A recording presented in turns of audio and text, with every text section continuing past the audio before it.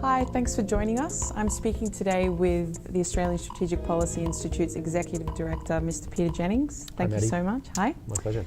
So let's start off. What do we know about these latest airstrikes in Syria? Specifically, I guess, what is new about these strikes when you think of the ones that occurred last year? Well, it's a slightly larger attack. Last year, 56 cruise missiles were used to attack primarily an airbase, destroyed quite a few aircraft on the ground, about 20% of the size of the Syrian Air Force. This time around that wasn't really possible because the Syrians moved most of their aircraft to the major Russian airbase, so they were not possible to be targeted if the aim was not to do any damage to Russians or Russian equipment. And so what the France, Britain and the US did was go after a chemical weapons factory, or also called a research laboratory, and some storage sites near Homs, north of the capital, using about around 100 or so weapons. So it's interesting from a military point of view to see what they've done. There was a view that the Americans wouldn't strike into urban Damascus because of the risk of collateral damage, killing civilians. But in fact, after several years of anti-IS operations in Iraq and Syria, they've become so good at the precision targeting that essentially they've done that. And it would appear that no civilians have been injured or killed as a result of it. So a very precise strike on three targets, entirely focused on the chemical weapons aspect of the case, nothing to do with regime change. And the Russians and the Iranians in particular have been left completely out of the picture. So what would you say, Peter, to those who argue that the US strikes against Syria last year did little to deter Assad's regime, and that both last year's strikes and today's strikes sort of reveal that the US and its allies don't really have a long-term strategy for Syria? I think, regrettably, that's mostly true, actually. Something that is perhaps not widely understood is that Obama and Trump are pretty much on a unity ticket when it comes to their key policy for Syria, which is to keep America as far away from it as they possibly can. And so we've had two interventions now during the life of the Trump administration that have been just tied around the use of chemical weapons. But it has to be said more broadly, I don't think there is a credible American or Western strategy for dealing with the tragedy that's Syria.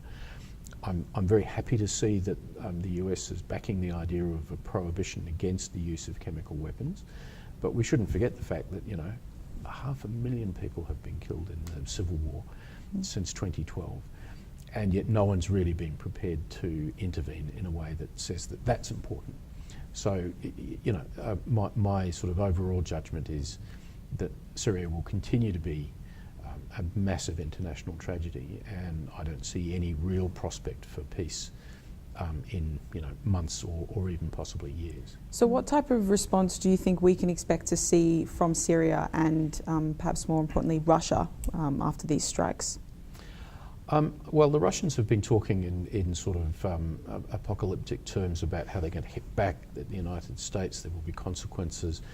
My sense is that's unlikely. I think that the Russians would understand that they've been very deliberately left out of any American targeting, and therefore if the Russians were to, for example, go after some American special forces that are in the south of Syria, that would be lifting the conflict to another level, and my sense is they won't do that.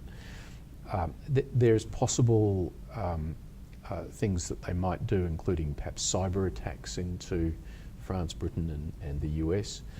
So, we may see something like that happening.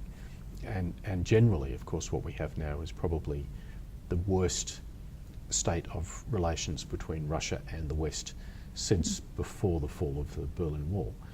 But I'm not expecting this to turn into a conflict other than just the two sides will continue to sort of needle each other in ways that creates sort of maximum annoyance both in Washington DC and in Moscow. Well, I guess that's some slight good news. So my final question would be sort of what this means for Australia specifically. So we're obviously involved in Iraq and Syria, but only in the fight against Islamic State. Do you see that changing with these most recent airstrikes, or no? I don't think there's really anything that Australia can do from a military point of view that would be useful, given the disinclination of the Americans and others to become more actively involved. We've got an air-to-air refueler at the moment and a wedge-tail airborne command and control aircraft still operating in the region, which can work with the Americans and others.